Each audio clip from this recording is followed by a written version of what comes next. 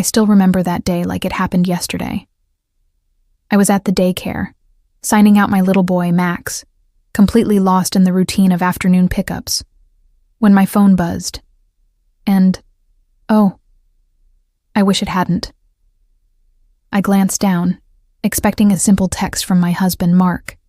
Maybe a "see you soon" or a question about dinner. But no.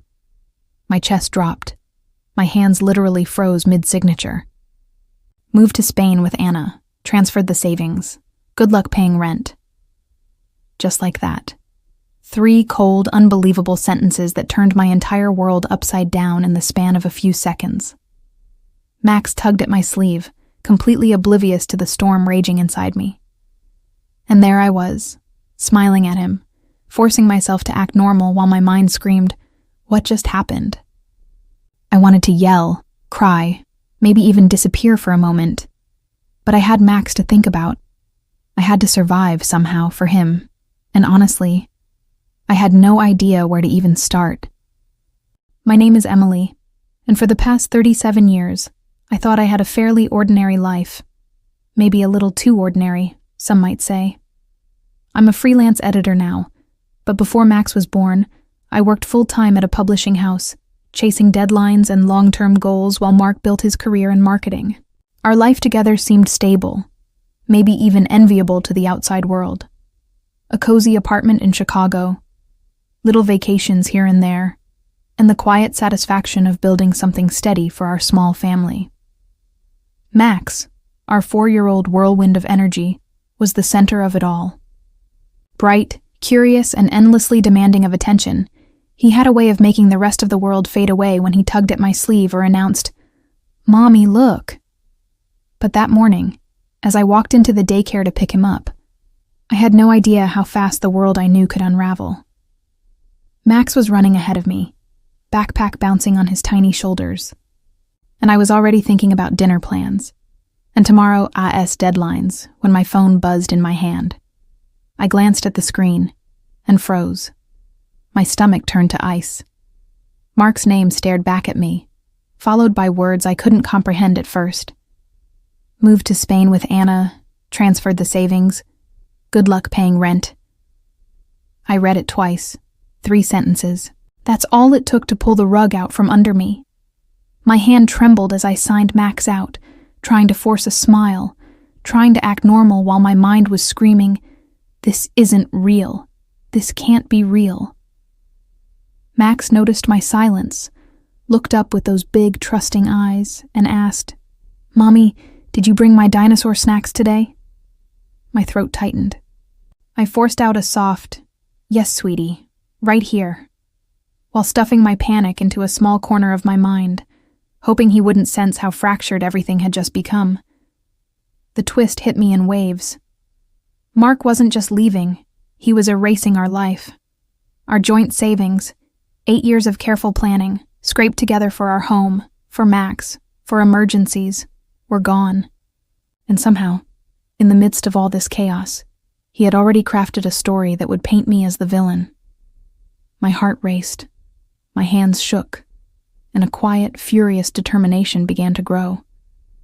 I had to think fast. For Max, for myself, and maybe, just maybe, to reclaim the life he had tried to steal so casually.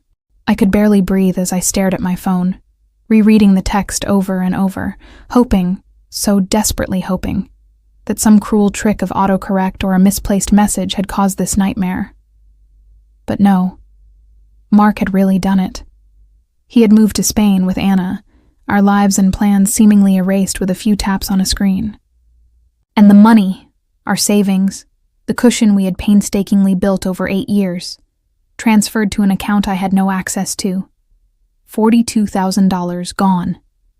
Just like that. I gripped Max's tiny hand as we walked to the car, my mind spinning in circles. Rent was due in 3 days. How would I keep a roof over our heads? How would I explain to Max why Daddy wasn't here anymore, why our life had suddenly shattered? The betrayal wasn't just financial. It was personal, intimate, calculated. Mark had spent months weaving this exit, quietly setting the stage while I carried on, trusting him, believing in us. And then it hit me. The real horror. This wasn't impulsive or careless. He had already started spinning a story where I would look like the villain, leaving me not just with empty accounts, but a fight for the truth, for my dignity, and for Max. My chest tightened. I realized, with a sick twist of fear and fury, that my life had been hijacked, and the battle for everything I loved was only just beginning. I got home, my hands shaking, and logged into our checking account, clinging to a tiny, foolish hope that at least some day-to-day funds had survived Mark's betrayal. But the screen mocked me. $347. That was it. $347 to cover a rent of $2,200, groceries, Max's daycare, everything. My stomach sank, and panic clawed at my chest. I could feel Max's innocent eyes on me, unaware of the storm tearing through our lives, and my throat burned as I tried to swallow my fear. For a few moments, I just sat there, staring at the numbers, as disbelief collided with anger. How could someone I trusted so completely plan this? How could he vanish halfway across the world, taking everything, leaving me to scramble? I tried to focus, to think clearly for Max. Step 1, shelter. Step 2, food. Step 3, figure out how to survive while clawing back some control. I realized, with a sick twist of horror and fury, that Mark hadn't just emptied our accounts. He had tried to erase me from our lives entirely. And now, in the quiet of our apartment, I felt the weight of responsibility crushing me. I had to protect Max, protect our home, and somehow fight back, starting from almost nothing. As if the betrayal itself wasn't enough, my phone rang. The caller ID flashed Helen, Mark's mother. My stomach sank before I even answered. I braced myself, expecting concern or at least a shred of sympathy. What I got instead was a verbal slap across the face. Helen's voice was sharp, accusatory, and relentless. She claimed I was refusing to let Mark see Max, that I was threatening him over money, that I was somehow the one destroying our family. I felt my blood run cold. What? I thought, gripping the phone like it was a lifeline. I had just discovered Mark's text, his empty betrayal, his disappearance, and now his mother was calling me the villain, spinning a narrative so convincingly that it could easily fool anyone who didn't know the full story. Every word she said landed like a hammer, pounding home the realization that Mark hadn't just abandoned us. He had built a story where I looked like the antagonist. Anger and disbelief collided in my chest, threatening to overwhelm me. But beneath it, a flicker of clarity sparked. I realized this wasn't just about money or betrayal anymore. It was about truth, about protecting Max, and about standing strong against a carefully orchestrated lie. Helen's words had tried to knock me down, but I knew I had to rise, fast for both of us. Sitting there in the quiet aftermath of Helen's call, I couldn't help but think back to how Mark and I had begun. 9 years ago, we met at a publishing conference, me, ambitious and sharp, chasing deadlines and promotions, and him, charming, magnetic, working in marketing for a rival company. He pursued me with this intensity that felt thrilling, irresistible. Handwritten notes, small but thoughtful gifts, carefully planned dates. I fell hard, almost recklessly. 6 months later, we were married. It was a small ceremony overlooking Lake Michigan, intimate and filled with hope. The first few years felt normal, happy even. We bought a modest condo, took short trips, and dreamed about the future. Life felt steady, predictable, the kind of foundation I thought would withstand anything. Then Max was born, and I shifted my focus, taking a step back from my career to care for him, while Mark's income kept us afloat. At first, I trusted him completely, believing in his promises and in our partnership. I wanted stability, a life where Max could grow safely, and where I could contribute in meaningful ways. And yet, even in those early, seemingly perfect years, subtle cracks were forming. Small lies, unexplained expenses, the quiet defensiveness, the tiny signs that maybe, just maybe, everything wasn't as secure as I had believed. It wasn't until I stepped back from full-time work that the tension began to creep in, almost imperceptibly at first. Transitioning to freelance editing seemed like the perfect compromise. Max needed me, and I still had a career I could manage from home. But with my income reduced, Mark's financial choices suddenly took on a weight they never had before. Small, unexplained expenses began appearing on our credit cards. Dinners he claimed were client meetings sometimes didn't add up. He became secretive about his phone, defensive when I asked questions, little cracks I chose to ignore because I trusted him. Then came the big blow, a failed investment he convinced me to make, using our condo's equity as collateral. He painted it as an opportunity, as a way to grow our wealth, and at first, I believed him. When it collapsed within 8 months, I should have been furious, but he explained it away with market volatility and reassurances that everything would recover. And yet, deep down, a quiet unease lingered. I started questioning him, noticing the small inconsistencies. The late nights he said were work, the way his eyes darted away when I pressed too hard. I wanted to trust him. I needed to, but a part of me knew something wasn't right. Little did I know, those small signs were just the beginning of a carefully orchestrated plan that would one day leave me fighting for survival. Looking back, the signs were there all along, little cracks I chose to overlook. Mark started working later nights, claiming extra meetings or deadlines, and I told myself it was just the demands of his job. His phone, once casually tossed onto the kitchen counter, was suddenly always face down, calls taken in another room. Receipts for dinners or trips didn't match his explanations. Each time, a small voice in my head whispered suspicion, but I silenced it. I wanted to trust him. I needed to trust him. Even when I discovered minor discrepancies, like charges I couldn't explain or stories that didn't quite align, I brushed them off. Maybe he was stressed. Maybe I was overthinking. Life was busy. Max needed me. And I didn't want to believe that the man I married, the man I trusted with everything, could be capable of something so cruel. But now, in the aftermath of that text, all those subtle signs, the late nights, the evasive behavior, the small lies, suddenly snapped into horrifying clarity. Each little inconsistency was a thread in a carefully woven web, a prelude to the betrayal that had been planned for months. And I realized with a sick twist of dread that I had been blind, lulled into comfort while the storm quietly gathered.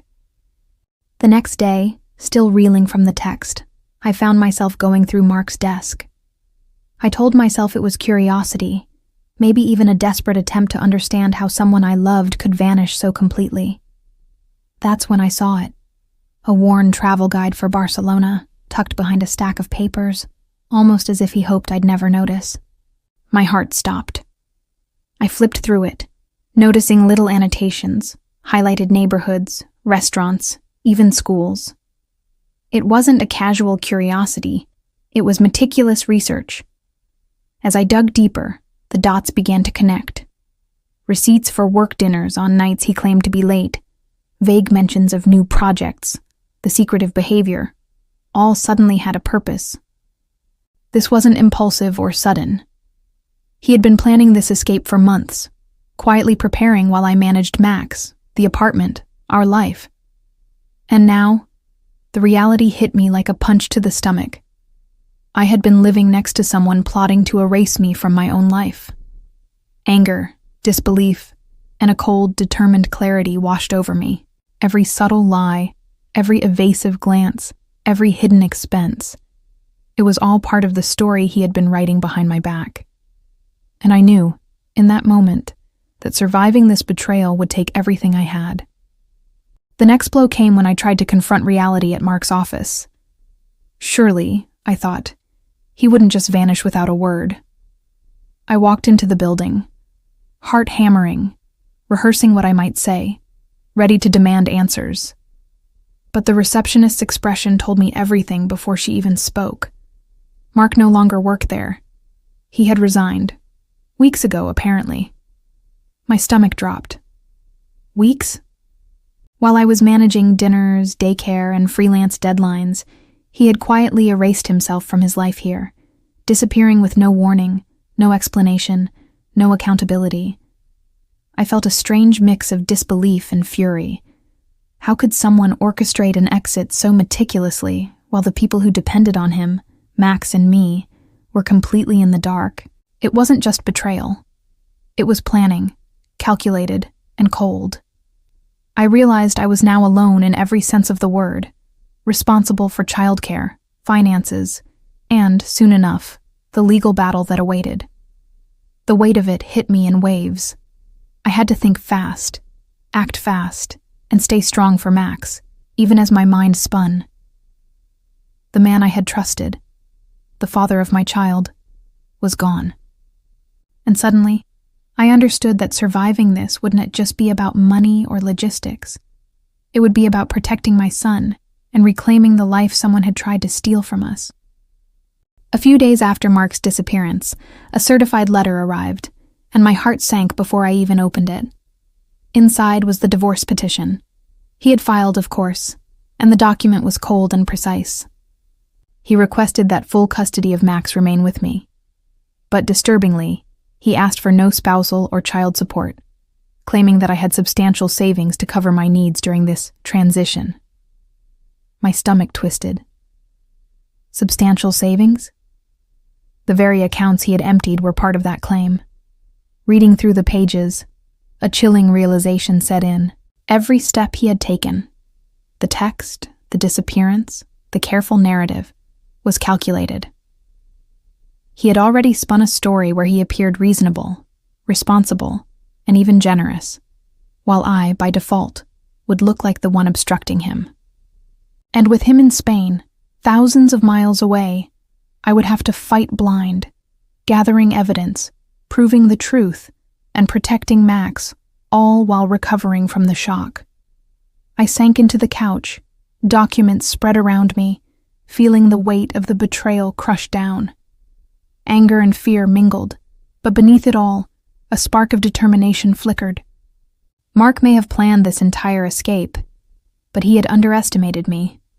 For Max, for our life, I would navigate this nightmare, and I wouldn't back down. Not long after the divorce papers arrived, my phone pinged again, this time with a message from Mark's lawyer. They were offering a settlement, a mere $5,000 to cover all claims, in full, no questions asked. I stared at the screen, numb, trying to process the audacity. $5,000? After everything. The emptied accounts, the months of planning, the betrayal. I felt a surge of anger so intense it made my hands shake. I forwarded the message to Vivian, my divorce attorney, whose calm but firm voice helped me breathe through the fury. "Don't engage," she advised, reviewing the offer. "They're testing your desperation. Accepting this would mean giving up everything you're entitled to. And that's not a compromise. It's manipulation." Her words cut through the haze. I realized this was more than just a financial dispute. It was about principle, about standing up to the narrative Mark had carefully constructed to make me appear weak and desperate. I felt a quiet, determined rage settle in. This wasn't about money anymore. It was about reclaiming control, protecting Max, and refusing to let someone else write our story. So I refused the settlement. I would fight, even if it meant facing months of uncertainty, because this was about justice, truth, and ensuring that Max and I had a future untainted by betrayal. Determined not to let Mark manipulate the situation, I plunged into gathering evidence. I went through our shared computer, searching for anything that could prove his intentions, his lies, and his financial maneuvers. In his email drafts folder, I stumbled upon a bombshell, messages to Anna carefully composed detailing his plans, along with an attached resume showing a confirmed position at Meridian Global in Barcelona, set to start just days after he sent me that devastating text. I combed through bank statements, cross-referencing transfers, and noticing patterns that confirmed my worst suspicions. Mark had been systematically moving our money, preparing for his escape while maintaining the illusion of normalcy. Each document, each screenshot, each hidden note was a piece of a puzzle he had thought I would never assemble. A strange mix of relief and fury washed over me. Relief because now I had the proof I needed, the leverage to protect Max and our life. Fury because I realized the depth of deception I had been living alongside. I organized everything methodically, cataloging every detail to present to Vivian. This was not just about fighting for money or custody. It was about exposing a carefully orchestrated betrayal and ensuring that Mark couldn't evade responsibility for his actions. Armed with the evidence I had painstakingly gathered, I met with Laura, my attorney, determined to turn the tide. She was sharp, meticulous, and unflinching. Exactly what I needed right now. Together we began building a case that would leave no room for doubt. Screenshots, emails, bank statements, the travel guide, and proof of Mark S. employment in Spain. All of it formed a trail that clearly demonstrated his calculated abandonment and financial deceit. Laura explained the immediate steps. Petition for emergency child support to ensure Max's needs were met. Motion to freeze any remaining or hidden assets to prevent further financial damage, and a custody plan that would protect Max from a father who had already shown disregard for responsibility. My chest tightened as I realized the gravity of the situation, but also a quiet determination settled in. This was no longer just about survival. It was about taking control, about fighting back against manipulation, and about safeguarding Max's future. For the first time since receiving that text from Mark, I felt a spark of hope. With Laura's guidance and the evidence I had uncovered, we had a strategy. It wouldn't be easy, and it wouldn't be fast, but we had a path. And I knew, deep in my heart, that I wouldn't let Mark's betrayal define our lives. Even with the evidence I already had, I knew it wasn't enough. Mark had been careful, too careful, and I needed insight into what else he might be hiding. That's when I reached out to Ryan, his closest friend, someone who had been quietly aware of Mark's plans, but stayed silent. I explained the situation plainly, my voice shaking, my heart pounding. To my relief, guilt and concern seemed to weigh on him. He promised to help, sharing what he knew about Mark's offshore accounts, hidden transfers, and attempts to complicate the legal process. Then there was Anna, the woman he had abandoned us for. Contacting her was nerve-wracking. I didn't know if she would lie, defend him, or betray me. But to my surprise, she responded cautiously, admitting pieces of the puzzle.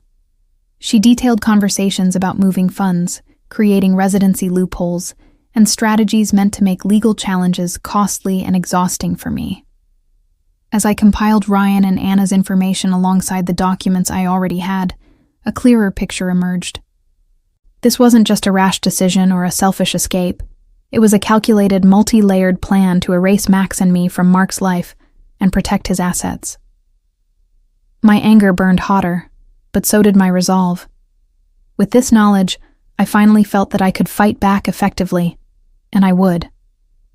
The day I heard from Anna was surreal. Her message came cautiously, almost fearful, but it was a lifeline.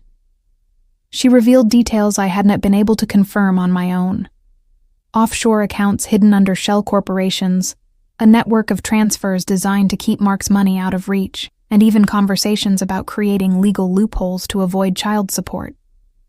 My chest tightened as I read through her notes. Every word confirmed what I had feared for weeks. Mark's abandonment wasn't just emotional, it was financial, methodical, and intentionally cruel. I felt a whirl of emotions, anger, disbelief, and a strange sense of validation. For months I had questioned myself, wondering if I had overreacted, if I had misread the signs. Now, with Anna's insider perspective, it all made sense.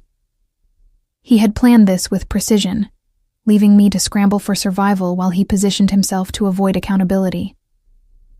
Gathering her information, I realized how critical it was to act quickly.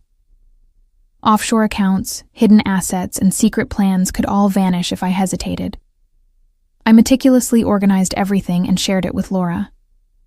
My heart raced, But beneath the fear, a spark of fierce determination grew. This was no longer about reaction. It was about taking control, protecting Max, and ensuring Mark couldn't escape the consequences of his betrayal. With the evidence finally in hand, Laura and I moved quickly to protect Max and our future. We filed for an emergency restraining order, not only to ensure Mark couldn't show up unannounced, but also to create legal pressure while we navigated the financial chaos he had left behind. The process was nerve-wracking. Every step felt like walking a tightrope over a pit of uncertainty. But I knew I had no choice. At the same time, we petitioned the court to freeze all of Mark's known and suspected assets. This was critical. Without immediate action, there was a real risk he could move money again, further complicating Max's support and my ability to rebuild stability. Sitting in Laura's office, watching her prepare the documents, I felt a mixture of anxiety and fierce determination. My hands trembled, not from fear, but from the adrenaline of finally taking action. As the restraining order and asset freeze were approved, a rush of relief washed over me. For the first time since Mark's text, I felt like the chaos was manageable. It wasn't over, not by a long shot, but I had regained some control. Max was safe. Our finances were at least partially protected, and I had a legal foundation to fight for justice. And in that moment, I promised myself I wouldn't let Mark's betrayal define our lives. The day Mark returned to Chicago felt surreal. I had spent weeks preparing for this moment, gathering evidence, coordinating with Laura, and ensuring that the restraining order and asset freeze were in place. As I waited with a mixture of nerves and anticipation, news came that he had been detained at the airport. Security had him in custody, served with the restraining order and the court summons for the emergency hearing. Relief and a strange sense of vindication flooded me. Finally, the man who had abandoned Max and me, who had tried to erase us from his life and manipulate the system, was facing the legal consequences of his actions. His passport was confiscated, preventing any immediate escape, and the judge would review all evidence regarding his financial deceit and parental responsibility. Seeing the law finally catch up with him, I felt a powerful mix of emotions: justice, satisfaction, and still a lingering sting of betrayal. But mostly, I felt hope. Max and I were no longer completely at the mercy of his actions. The nightmare he had tried to orchestrate was being dismantled piece by piece. For the first time since that devastating text, I allowed myself to believe that we could finally reclaim our lives and move forward. The courtroom felt heavy with tension as the final hearing began. I sat with Max's hand in mine, feeling every nerve in my body tense, knowing the outcome would shape the rest of our lives.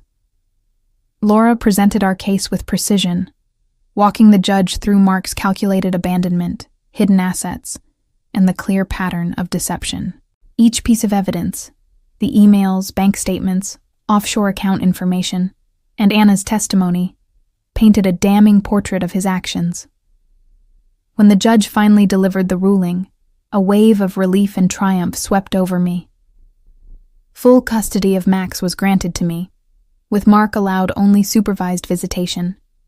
All marital and joint assets were fully restored, child support was ordered, and he was responsible for legal fees.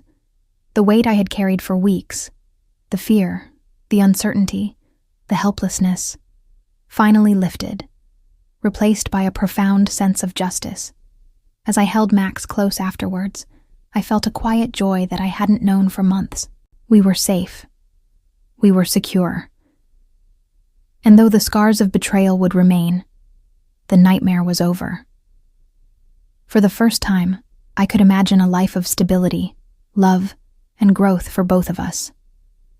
Mark's actions had tested me, but Max and I had come through stronger than ever. In the weeks and months that followed, life slowly began to feel like my own again. I returned to full-time editing, taking a position at a publishing house that valued both my skills and the flexibility I needed as a mother. It wasn't just about work. It was about reclaiming my identity, my independence, and proving to myself that I could thrive despite everything that had happened. Max adjusted remarkably well. and watching him thrive became my greatest joy. His laughter filled the apartment, and bedtime stories turned into cherished rituals, moments where I could see his trust and love for me growing stronger every day. The stability I had fought so hard to create was finally taking shape, and it felt like a soft, warm light after months of darkness and uncertainty. I often caught myself reflecting on the past, on Mark's betrayal, the fear, the sleepless nights. But those memories no longer held the same power. They became lessons in resilience, in self-worth, and in the importance of fighting for those you love. Max and I had survived the storm, and in doing so, we had built something unshakable, a life rooted in love, trust, and strength. And honestly, it felt incredible to finally breathe again. Looking back on everything that happened, I realize how crucial vigilance and documentation are. If I hadn't paid attention to the small warning signs, the late nights, the secretive behavior, the subtle inconsistencies, I might never have been able to protect Max or myself. Every bank statement, email draft, and screenshot became a lifeline, a piece of armor against betrayal. It was tedious and emotionally exhausting, but it made all the difference. I also learned the power of self-advocacy. Speaking up, demanding legal counsel, and refusing to settle for less than what was fair wasn't easy. It meant confronting uncomfortable truths, facing people who tried to manipulate me, and standing my ground when the odds seemed stacked against me. But doing so allowed me to reclaim agency over my life and create a safe, secure environment for Max. Most importantly, I learned that resilience isn't just about enduring hardship. It's about using that hardship as a catalyst for growth. Betrayal can shatter trust, but it can also illuminate strengths you didn't know you had. I emerged stronger, wiser, and more capable than I ever imagined. And while the scars remain, they're reminders not of what I lost, but of what I fought to protect, and what I can always rise above. Even now, as Max sleeps peacefully in his room, and I finally feel a sense of stability, a part of me still feels the weight of everything we went through. The betrayal, the fear, the sleepless nights. They don't disappear completely, and sometimes they catch me off guard in quiet moments. But alongside that lingering ache, there's also a fierce pride in what we've overcome, and a deep gratitude for the life we've rebuilt together. I often wonder, how would you respond if someone you trusted most turned your world upside down? Thank you for listening to my story. If it resonated with you, please give this video a like, share your thoughts in the comments. I'd love to hear your perspective, and consider subscribing for more real-life stories. Every voice matters, and sharing our experiences helps remind us that we're never truly alone.